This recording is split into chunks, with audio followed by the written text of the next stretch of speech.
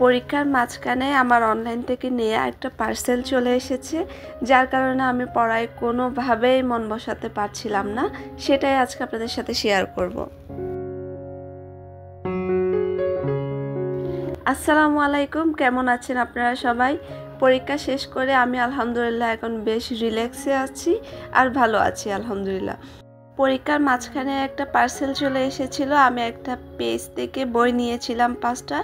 এরপরে লাইব্রেরিতে গিয়ে হুমায়ুন আহমেদের এই বৃষ্টি বিলাস বইটা দেখে আর লোভ সামলাতে পারিনি, সেটাও কিনে নিয়ে এসেছিলাম। বাট আমি কোনোভাবে এগুলো আনপ্যাকিং করতে চাচ্ছিলাম না, কারণ একটা বই, নতুন একটা বই নিলে সেটা হাতে নেওয়ার পরে না, যতক্ষণ পড়ে ফেলিনি বা পড়ে শেষ করিনি ততক্ষণ কোনোভাবেই স্বস্তি লাগে না।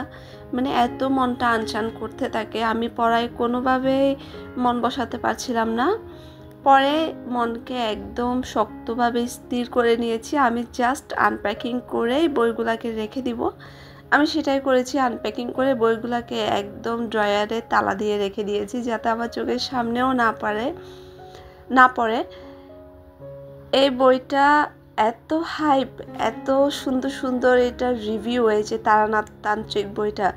সকলে বলছে, যারা পড়েছে সবাই বলছে এটা অনেক সুন্দর। ইনশাআল্লাহ পড়ে নিব সময় করে। তারপরে এটা হচ্ছে হুমায়ুন আহমেদের হোটেল গ্রেভার ইন। হুমায়ুন আহমেদ যখন প্রথম পিএইচডি করার জন্য দেশের বাইরে গিয়েছিলেন, তখনকার সেই অভিজ্ঞতা নিয়ে লেখা। তো ভাবলাম যে ভালো হবে, আর উনি নিজেও বলেছিল যে এই বইটি বেশ ভালো। তারপরে এটা হচ্ছে একটু রহস্যময় একটি বই, হারানো শহর আটলান্টিস শহর কিভাবে হারিয়ে গিয়েছে সেই সম্পর্কে হয়তো হইতে পারে বইটা। তারপরে এটি হচ্ছে শেষ মৃত পাখি। আমার মনে হয়েছে এই বইটাও বেশ ভালো হবে, নামটা শুনে আমার ইন্টারেস্টিং লেগেছে। তো পড়ে দেখা যাক কোনটা কেমন হয়।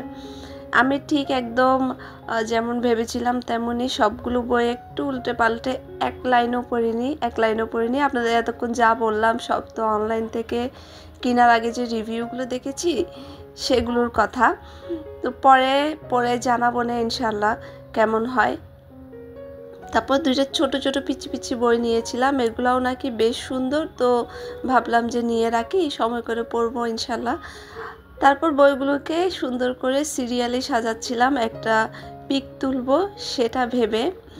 ভাবলাম যে সুন্দর করে একটু উপস্থাপন না করলে কি হয়, আবার ছবি তুলে একটু শেয়ার করব বিভিন্ন জায়গায়, সে ভেবে আর কি।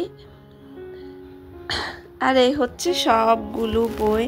আমি কিন্তু একটা বইও পড়িনি, খুলিও নি একেবারে।